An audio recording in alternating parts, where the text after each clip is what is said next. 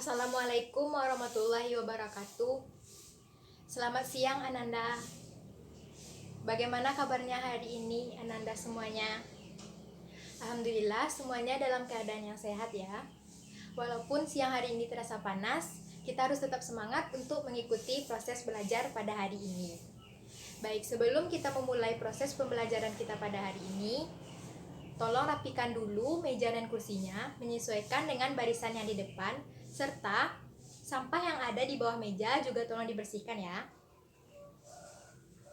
Sudah Nanda semuanya? Baik, sekarang kita cek kehadiran dulu. Apakah ada yang tidak hadir? Dia sakit? Apakah ada suratnya? Ada di atas meja. Oke. Apakah ada yang tidak hadir lagi? Oke, cuma satu orang ya yang tidak hadir. Baik.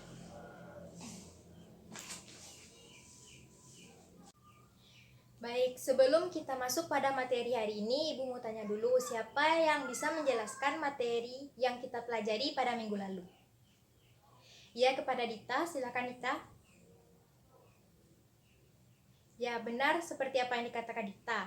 Jadi kita berikan tepuk tangan dulu kepada Dita. Seperti apa yang dikatakan Dita, kita mempelajari tentang getaran dan gelombang. Berdasarkan arah rambatnya, gelombang terbagi atas dua. Apa? Ya, yang pertama gelombang mekanik dan gelombang elektromagnetik. Salah satu contoh dari gelombang elektromagnetik adalah gelombang cahaya. Jadi, kita akan masuk pada materi hari ini. Materi kita pada hari ini yaitu tentang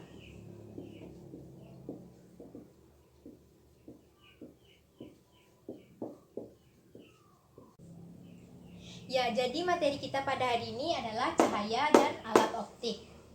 Jadi kita pertama akan membahas tentang sifat dari cahaya. Sifat-sifat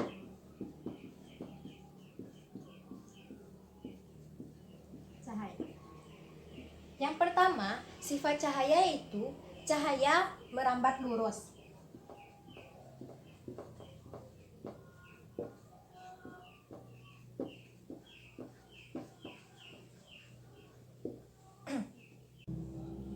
Ya, yang pertama cahaya merambat lurus.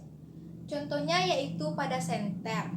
Senter yang kita hidupkan cahayanya akan terlihat merambat lurus. Yang kedua,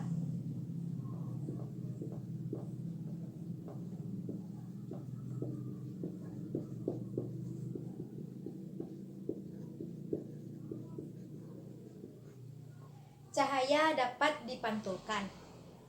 Cahaya dapat dipantulkan jika mengenai suatu permukaan bidang. Pemantulan cahaya terbagi dua, yaitu pemantulan baur dan pemantulan teratur.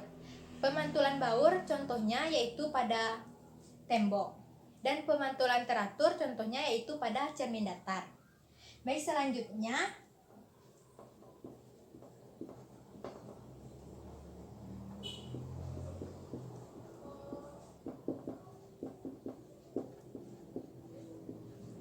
cahaya dapat dibiaskan. Jika melalui dua medium yang memiliki kerapatan yang berbeda, maka cahaya dapat dibiaskan. Contohnya yaitu jika suatu gelas yang berisi air penuh, lalu kita masukkan pensil, maka pensilnya bagaimana terlihatnya Ananda? Ya, pensil terlihat seperti akan patah. Selanjutnya, cahaya merupakan gelombang elektromagnetik.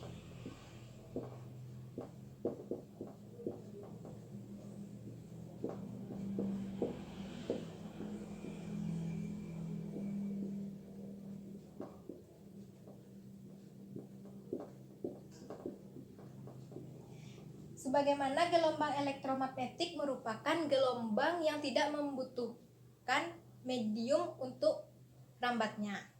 Contohnya yaitu cahaya matahari. Cahaya matahari yang dipancarkan sampai ke bumi itu tidak membutuhkan medianya. Baik, sampai di sini siapa yang bisa menjelaskan kembali 4 sifat-sifat dari cahaya? Ya, kepada Haikal, silakan Haikal.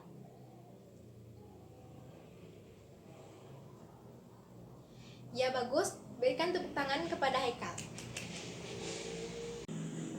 Baik, materi selanjutnya yaitu pembentukan bayangan pada cermin.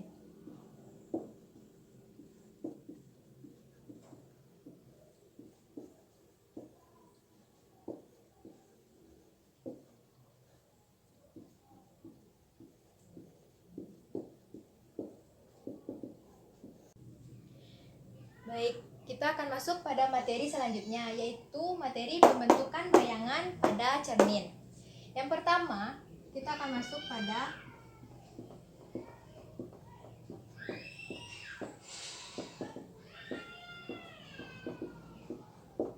pembentukan pada cermin datar. Dalam kehidupan sehari-hari, kita pasti pernah bercermin. Dan bagaimana sifat bayangan yang dibentuk pada saat kita bercermin? Yang pertama, akan terlihat sama besar. Saat kita bercermin, bayangan kita akan terlihat sama besar dengan kita. Lalu, akan terlihat tegak, juga berkebalikan. Dan jarak saat kita bercermin juga akan sama dengan jarak bayangan pada cermin. Selanjutnya, yaitu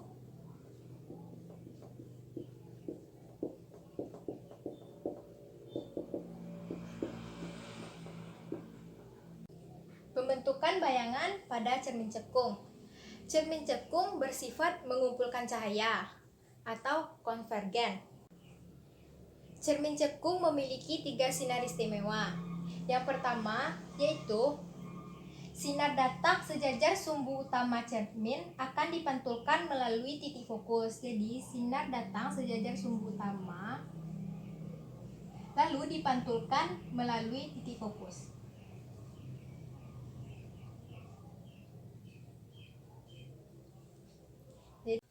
Sinar istimewa cermin cekung yang kedua yaitu sinar datang melalui titik fokus akan dipantulkan sejajar sumbu utama. Jadi sinar datang melalui titik fokus lalu dipantulkan sejajar dengan sumbu utama.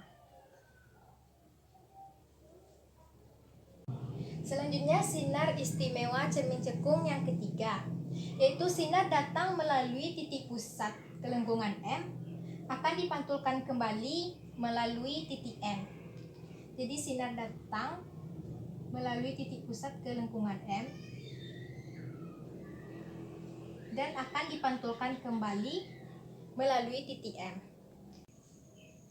Selanjutnya yaitu pembentukan bayangan pada cermin cembung. Cermin cembung yaitu cermin yang bidang pantulnya melengkung keluar. Apakah ada dari Ananda yang tahu contoh dari cermin cembung ini? Ya, apa Jeno? Ya, kaca spion. Bagus Jeno. Jadi contohnya itu kaca spion. Kaca spion berbentuk melengkung keluar. Jadi cermin cembung juga memiliki 3 sinar istimewa. Yang pertama yaitu sinar datang sejajar sumbu utama cermin akan dipantulkan seolah-olah berasal dari titik fokus F. Jadi sinar datang sejajar sumbu utama cermin. Jadi sinar datang seolah-olah dipantulkan berasal dari titik F.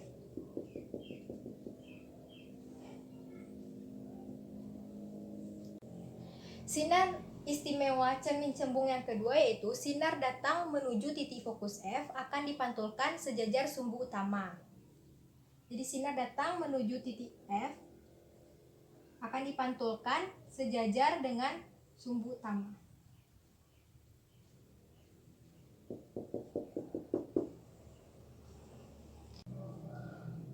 Selanjutnya sinar istimewa cermin cembung yang ketiga yaitu sinar datang menuju ke titik pusat kelengkungan M akan dipantulkan kembali seolah-olah berasal dari titik M.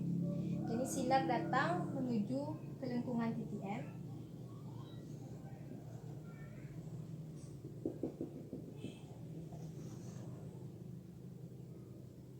akan dipantulkan kembali seolah-olah dari titik M.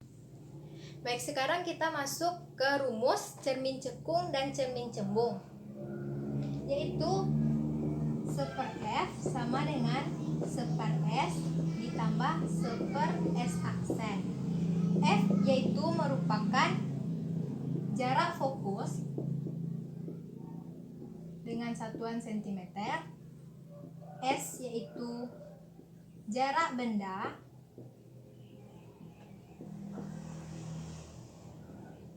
Dan S aksen yaitu jarak bayangan.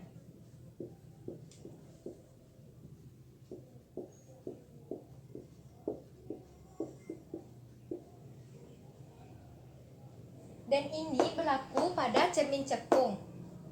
Untuk cermin cembung, jarak fokusnya yaitu ditambah dengan min.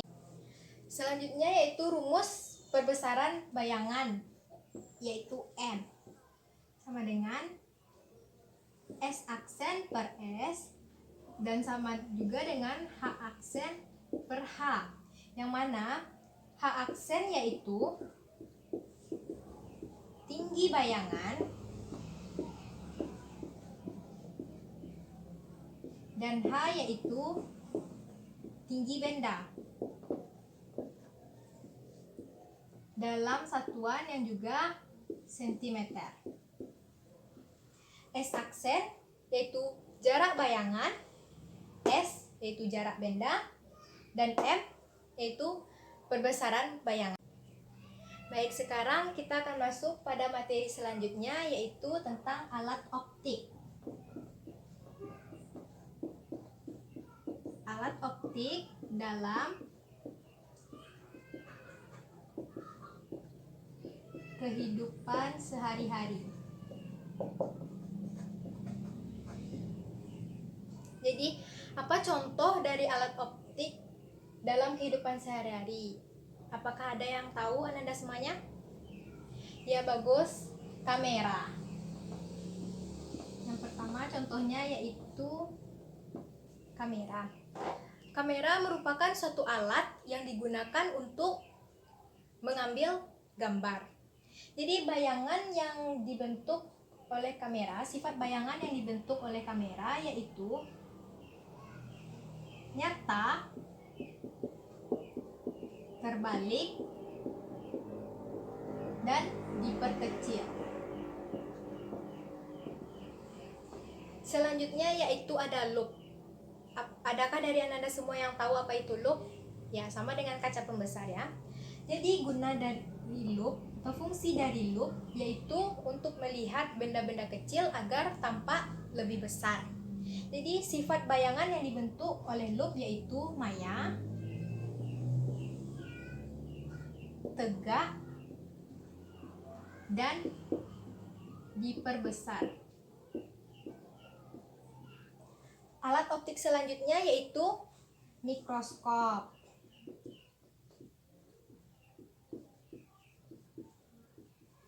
Adakah dari Anda semuanya yang tahu apa itu mikroskop?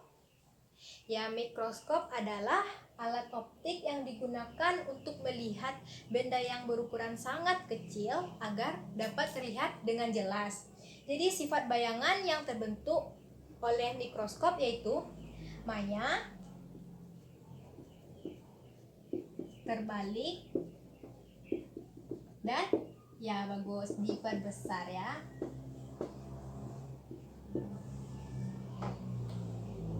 Selanjutnya yaitu alat optiknya teropong. Ya bagus, teropong yaitu alat optik yang digunakan saat kita mau melihat benda-benda yang jauh.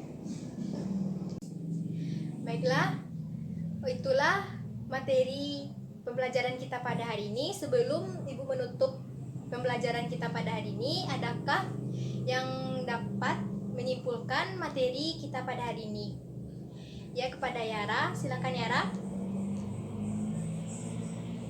Ya, bagus sekali Yara. Jadi cahaya memiliki sifat, yaitu yang pertama cahaya merambat lurus, yang kedua cahaya dapat dipantulkan, yang ketiga cahaya dapat dibiaskan, dan yang keempat cahaya merupakan gelombang elektromagnetik. Ya, apakah ada lagi yang akan menyimpulkan materi kita hari ini mengenai cermin cekung dan cermin cembung? Ya, kepada Ruto, silakan Ruto. Ya, F bertanda positif jika pada cermin cekung, dan F bertanda negatif jika pada cermin cembung. Berikan tepuk tangan kepada teman-temannya. Baik, agar Ananda semuanya dapat lebih memahami lagi materi yang kita pelajari hari ini, Ibu akan memberikan tugas yang ada pada LKS yang sudah ada pada Ananda semuanya, dan akan dikumpul pada minggu depan.